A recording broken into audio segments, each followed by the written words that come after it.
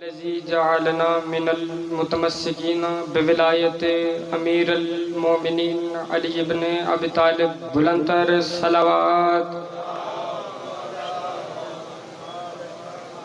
الصلاۃ والسلام بتحیت والاکرام علی اشرف الانبیاء والمرسلین وأولادہ الطیبین الطاہرین المعصومین المنتخبین المنتجبین ولعن اللہ تعالی علی اعدائہم اجمعین اما بعد فقد قال اللہ تبارک و تعالی فی کتابہ المجید و فرقانہ الحمید وہو اصدق الصادقین وقولہ الحق بسم اللہ الرحمن الرحیم شاہد اللہ انہ لا الہ الا ہوا والملائکتہ اولو العلم قائما بالقسط لا الہ الا هو العزیز الحکیم بلندتر صلوات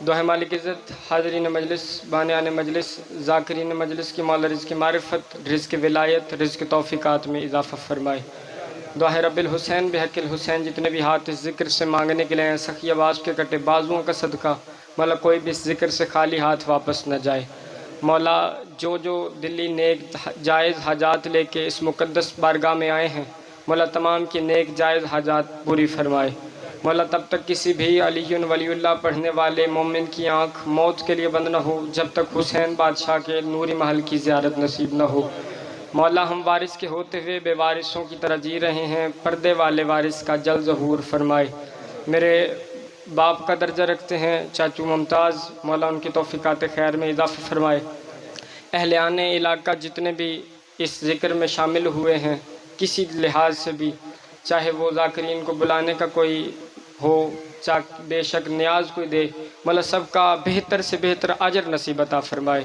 دعاؤں کو قبولیت کی آخری منزل تک پہنچائیں سہارا درود کریں بلند آواز سے صلوات پڑھیں اللہم صلی اجازت ہے جو ذکر شروع کیا جا سکے ایک ایسی صلوات پڑھیں کہ آپ کی صلوات خدا کی توحید نبی کی رسالت علی کی ولایت بطول کے حق حسین کے سجدے میں شامل ہوں مل کے صلوات اللہ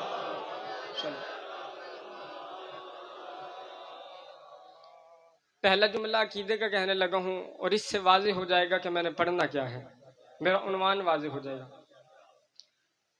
خدا کا پاک کلام قرآن مجید شفا دیتا ہے لیکن ہر بندے کو شفا نہیں دیتا آپ دیکھیں آپ ہسٹری اٹھا کے دیکھیں یہاں جتنے بھی قرآن کے واقعات ہیں وہ ہسٹری میں بھی کافی موجود ہیں لیکن آج کل یہودی عیسائی جتنے بھی غیر مسلم ہیں وہ اس کو ریسرچ کرتے ہیں اس قرآن مجید پہ لیکن مسلمان نہیں ہوتے بڑی کم تعداد اگر کوئی ہو بھی جائے یقین کریں 2% تعداد ہوگی 100 میں سے کہ بندہ قرآن پڑھ کے اور مسلمان ہو گیا یا بندہ مسلمان آل محمد کی وجہ سے ہوئے یا رسول کی وجہ سے ہوئے بولیے گا میرے ساتھ تھوڑا تھوڑا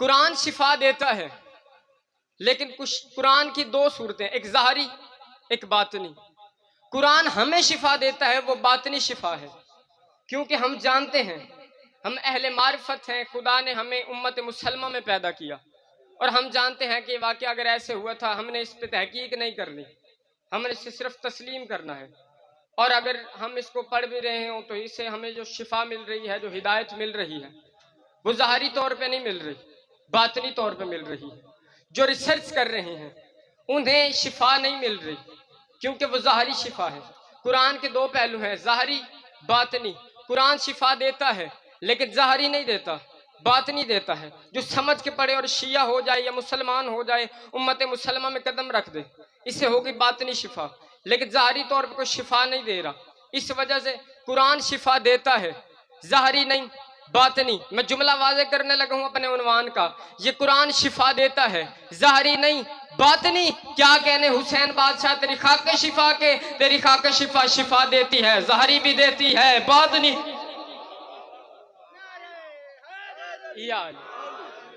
آیا کوئی ہندو کوئی عیسائی کسی بھی فرقے سے کوئی مذہب رکھتا ہو حسین کی دہلیز پہ آئے گا، شفا پائے گا۔ اہل ذوق اہل معرفت مجمع بیٹھا ہے، ان کے سامنے ایک روایت پڑھ دوں۔ یہ روایت مسجد نبوی کی دیوار میں نقش کی گئی ہے جی، اتنی معتبر روایت ہے۔ میں آپ کے سامنے پڑھوں گا۔ چوتھے بادشاہ کا دور تھا۔ اب ایک عمل میں بھی پڑھوں گا اور چہروں پہ نور ولایت کی چمک دیکھوں گا، کون کون بندہ ہے جو سجدہ سے خیرات مانگنے کے لائے ہے۔ اب یہ سطر لکھی ہے، چوتھے بادشاہ کا دور تھا۔ مولا کا ایک محب بازار میں کھڑا تھا، وہ ایک کام کر رہا ہے، میں کام پڑھتا ہوں۔ بر دشمن بطول لعنت، بے شمار جی، بر دشمن اہل بیت لعنت۔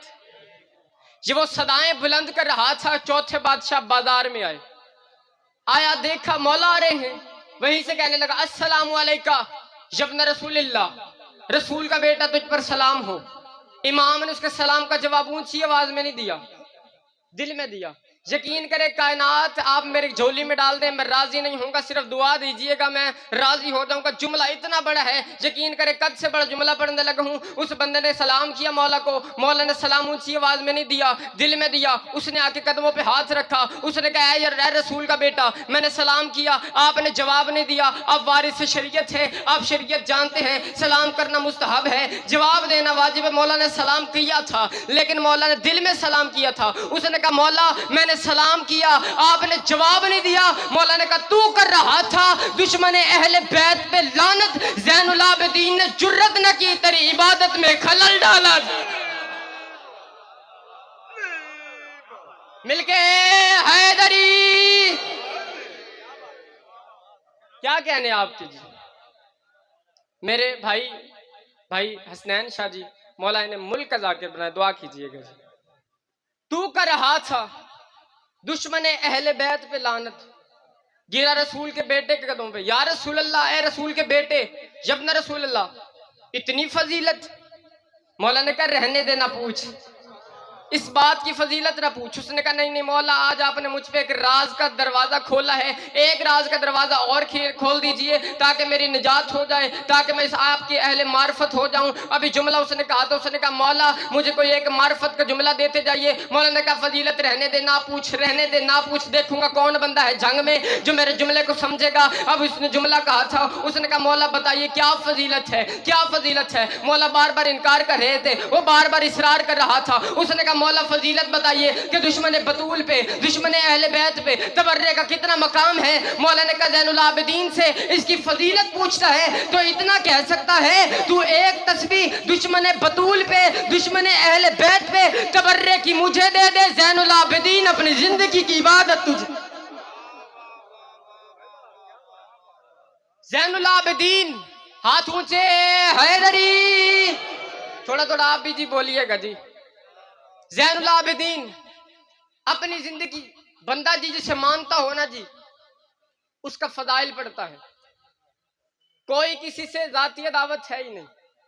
میں اپنے دار اسلام میں رہ کے ایک بات کرنے لگا ہوں۔ کتاب کا نام الغدیر، ٹھیک ہو گیا جی، حوالہ میں نے دے دیا ہے، بے شک جا کے پڑھ لیجئے گا۔ الغدیر میں ایک واقعہ ہے، بندہ جسے جتنا مانتا ہو اس کا اتنا فضائل پڑھتا ہے۔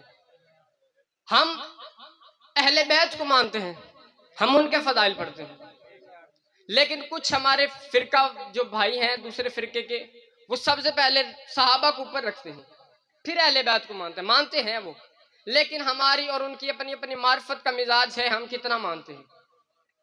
انہوں نے ہمیں ایک بات کی، انہوں نے کہا سرکار شیعہ سنی فساد اپنی جگہ، لڑائیاں جھگڑے اپنی جگہ، شیعہ ایک بات کا انکار نہیں کر سکتے کہ ہم نے ایک آپ کے سامنے ایک راز کھولتے ہیں۔ ہم نے کہا جی راز کھولیے۔ انہوں نے کہا شیعہ اس بات کا انکار نہیں کر سکتے کہ ہمارے جو خلفاء ہیں وہ رسول کے ساتھ دفن ہیں۔ پریشان نہیں ہونا جی، میں پڑھ رہا ہوں، آپ کو تو کسی نے کچھ کہنا نہیں، جو غلط پڑھوں نعوذ باللہ تو میں مجرم ہوں جی، آپ کو کسی نے تو کچھ نہیں کہنا۔ آپ بس اگر میں جملہ ٹھیک پڑھ رہا ہوں صلوات پڑھ رہی، پھر سے صلوات پڑھ لیجیے سیدہ دیکھتے ہیں۔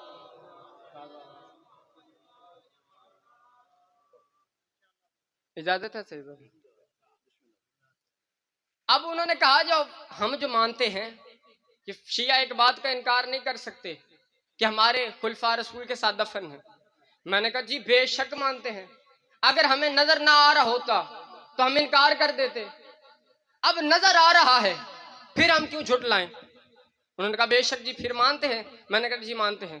میں نے کہا آپ نے ایک بات تو ہم پہ واضح کر دی کہ آپ کے خلفاء رسول کے ساتھ دفن ہیں، مجھے بتائیے رسول کہاں دفن ہے؟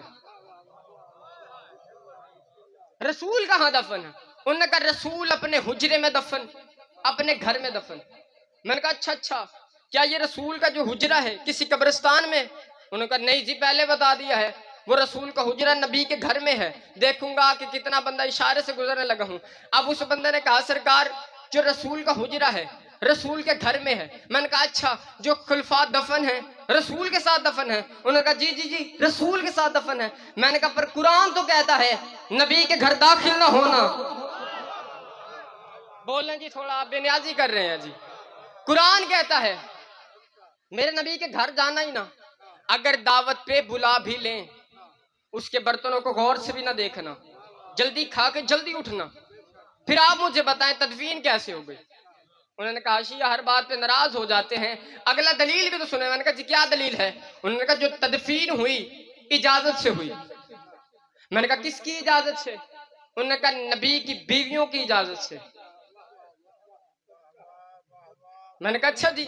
میں نے کہا مجھے بول کے اتنا بتا دیجئے نبی کی بیویوں کو کس نے حق دیا تھا؟ اس نے کہا آپ جاہل لوگ ہیں، آپ کو پتہ ہی نہیں ہے، میں اگلی دلیل بھی دے دیتا ہوں، میں آپ کی ہر بات کا جواب لے کے آیا بیٹھا ہوں۔ میں نے کہا جی ہم بھی تو یہی چاہتے ہیں، آپ جواب دیں۔ انہوں نے کہا نبی کی بیویوں کے پاس حق کیسے آیا؟ کہ رسول شریعت جانتے تھے کیونکہ نبی صاحب شریعت تھے، نبی جانتے تھے کہ میرے دنیا سے چلے جانے کے بعد میرے رخصت ہو جانے، قد سے بڑا جملہ پڑھنے لگو میرے ساتھ بولیے گا، بے نیازی نہ کیجیے گا۔ اس نے کہا میں نے کہا جی رسول جانتے تھے؟ انہوں نے کہا جی رسول شریعت جانتے تھے، نبی جانتے تھے کہ میرے دنیا سے رخصت ہو جانے کے بعد، میرے دنیا سے چلے جانے کے بعد میں جس گھر میں رہ رہا ہوں یہ اس گھر کا جو جائیداد ہے جو چار دیواری ہے اس پہ برابر کا حق آئے گا میری بیویوں کا۔ نہ دیجیے، میں یہ نتیجہ نہیں ہے، نتیجہ اس سے آگے ہے۔ میرا جو جائیداد ہے میری جاگیر ہے اس پہ برابر کا حق آئے گا میری بیویوں کا۔ یہاں نبی دنیا سے چلے گئے، برابر کا حق آ گیا نبی کی بیویوں کے پاس، جس کی جتنی رشتہ داری بنتی تھی اس نے اس رشتہ داری کی بنا پہ ان کو یہاں دفن ہونے دیا۔ میں نے کہا کیسے دفن ہونے دیا؟ انہوں نے کہا جائیداد میں نبی کی بیویوں کا حق بنتا تھا، اس حق سے انہیں دفن ہونے دیا۔ میں نے کہا کیسے حق بنتا تھا؟ انہوں نے کہا نبی کی جائیداد میں نبی کی بیویوں کا حق بنتا تھا۔ میں نے کہا ڈوب کے مر جا مولوی، بیوی کا حق حلال ہو گیا، بیٹی کا حق حرام۔ یار دلیل پسند آئی ہے جی؟ آخری فضائل کا جملہ پڑھوں اور جی سیدزادے کو ممبر دوں، زیادہ دیر نہیں پڑھنا، مجھ سے بہت واجب الاحترام ہے، میرے بڑے بھائی ہیں۔ یہ دلیل حق کے سیدہ کو ثابت کر دی۔ بندہ جی جس کی جتنی بنتی ہو اسے اتنی دی جائے نا عزت، فساد لڑائیاں جھگڑے ختم۔ کائنات سے سب سے بڑی طاقت کا کیا نام ہے؟ مجھے بول کے بتائیں جی، سارے بولیں گے تو میں آگے بڑھوں گا۔ کائنات کی سب سے بڑی طاقت کا نام اللہ، اس سے نیچے رسول، اس سے نیچے اہل بیت، اس سے نیچے صحابہ۔ اللہ، نبی، اہل بیت، صحابہ، اللہ کی بندگی ہے، ہم اللہ کی مخلوق ہیں، نبی کی اطاعت ہے، نبی سے عشق ہے، نبی کو اتنا مانو لیکن کبھی بھی نبی کو اتنا نہ مانو نبی اللہ سے بڑھ جائے۔ سمجھ آ رہی ہے جی؟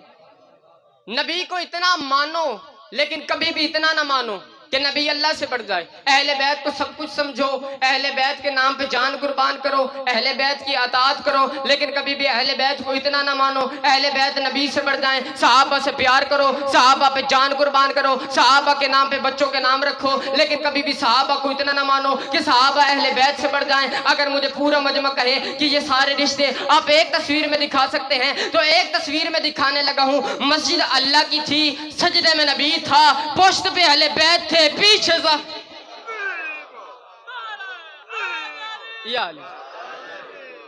مسجد اللہ کی، سجدے میں نبی، پشت پہ اہل بیت، پیچھے صحابہ۔ اللہ، نبی، اہل بیت، صحابہ۔ کوئی بھی فرقہ اس چار دیواری سے باہر جا ہی نہیں سکتا۔ اس چار دیواری کے اندر رہ کے اس نے اسلام ماننا ہے۔ پہلے اللہ کو مانے گا، پھر نبی کو مانے گا، پھر اہل بیت کو مانے گا، پھر صحابہ کو مانے گا۔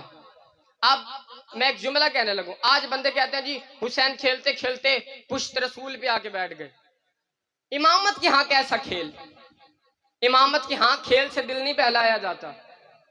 یہ نہیں کہا تھا کہ حسین کھیلتے کھیلتے پشت رسول پہ آگے بیٹھ گئے، اللہ چاہتا تھا حسین بیٹھے تاکہ میں اہل بیت کا تعارف کرواؤں۔ اب جملہ کہنے لگا ہوں، یہاں پشت رسول پہ آ کے حسین بیٹھے ہیں، یہاں واجب تسبیح ادا کرنے کے بعد یاد رکھیے گا آپ بہتر جاننے والے ہیں، مجھ سے بہتر عالم ہیں، میں جملہ کہنے لگا ہوں کہ صحابہ پہ وہی نہیں ہوتی، نبیوں پہ ہوتی ہے۔ واجب تسبیح ادا کرنے کے بعد میں یقین کرے جملہ کہنے لگا ہوں، یہ میری رفتار تھی، میں اپنے کٹ کے ایک جملہ کہنے لگا ہوں۔ میں جی اتنا مجھے جملہ پسند ہے نا جی، اہل معرفت والے جتنا جتنا وصول کرے میرے حق میں دعا کیجئے گا۔ میں شام تک پڑھا ہوں نا کھڑا ہو کے، میں مطمئن کھڑا ہوں جی۔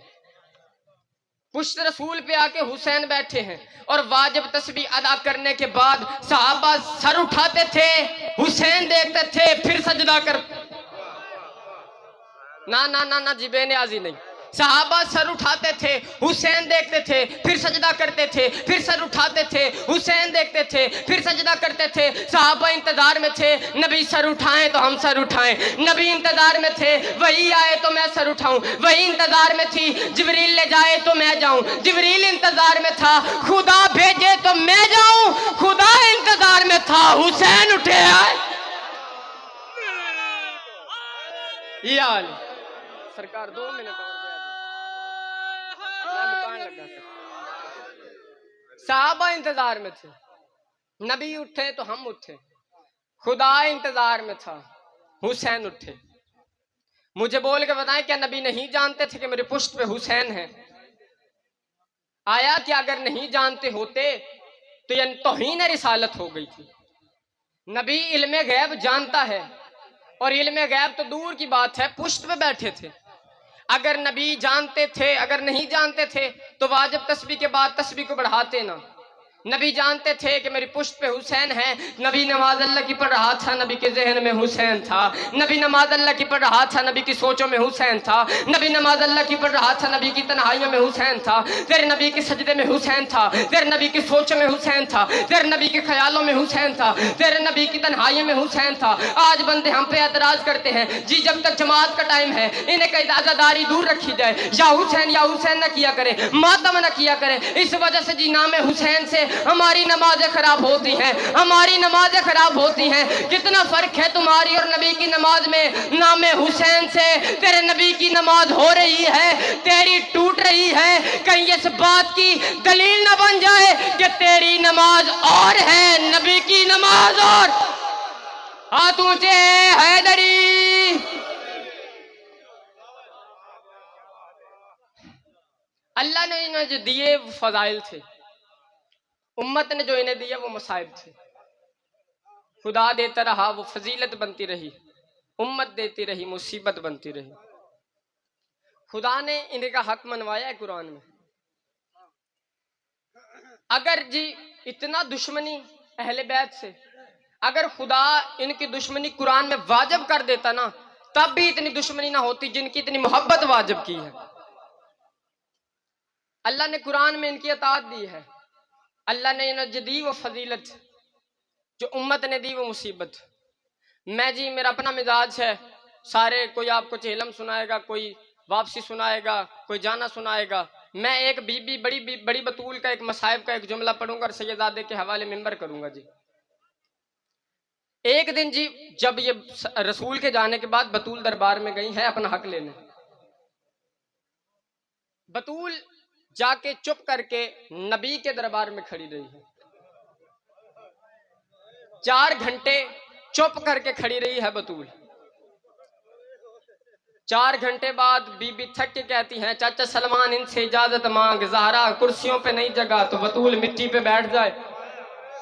سلمان نے منہ پہ ماتم کر کے کہا ہے زہرا اتنی غریبی، آج نوکروں کو چچا پکار رہی ہے، ہائے کر لینا یار، اتنی غربت۔ بطول میں نہیں پڑھتا جی کیا ہوا دربار میں کیا نہیں، بس واپس آئی ہے نا جی، بطول کا سر سفید تھا، بطول کی کمر جھکی ہوئی تھی، بطول نے اپنا پردہ اپنے چہرے پہ کیا ہوا تھا. ایک دن بطول مصلی پہ بیٹھی تھی, یا چہرے پہ نیلے نشان تھے, یا امام حسن حسین اندر آ رہے تھے, یا بی بی کا ہلکا سے حجاب ہٹا, یا سامنے سے حسن حسین آ رہے تھے. بی بی نے جلدی سے حجاب کو منہ پہ کیا, منہ کے پہ ابھی جملہ کہنے لگا ہوں, ماتم کر لینا, آپ کے ماتم کے لیے جملہ کہنے لگا ہوں. بی بی نے حجاب چہرے پہ کیا, حسنین نے آ کے حجاب کو ہٹایا, ہٹا کے کہتی اماں ہم سے تو نہ چھپایا کر, ہمارے سامنے ظالم تماچے مار, ہمارے سامنے ہی. آئے ہیں یہ نبی کے جانے کے بعد بطول کے گھر, ان کا علی کو نکالو ورنہ ہم دروازہ جلا دیں گے. انہوں نے صرف دروازہ نہیں گرایا, یہ بیلچے لے کے بطول کی چھت پہ آ گئے. انہوں نے بیلچے مارنا شروع کر دیے. بطول کی یہاں چھت پھاڑی ہے, انہوں نے اندر اترے ہیں. یا بطول پردہ لے کے کبھی زینب کو چھپاتی, کبھی کلثوم کو چھپاتی, کبھی حسنین کو چھپاتی, رو کے کہتی عالیہ یاد رکھنا آج میں نے اس تجھے چادر کے نیچے چھپایا ہے, شام غریبہ حسین کی سکینہ کو تو چھپا. یہاں انہوں نے جو دروازہ گرایا بطول پہ, بطول ہوش میں نہیں رہی. یا آیت تطہیر زمین پہ آئی ہے. یہاں اب یہ آئے تھے علی کو لینے, انہوں نے علی کے گلے میں رسیاں ڈالی.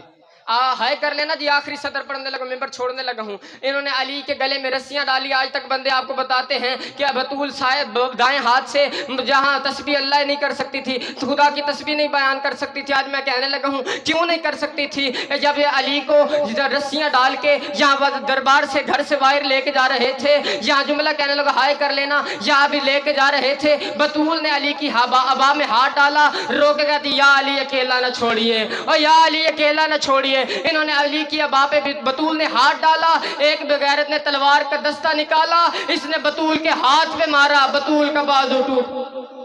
اللہ لعنت اللہ علی قوم الظالمین.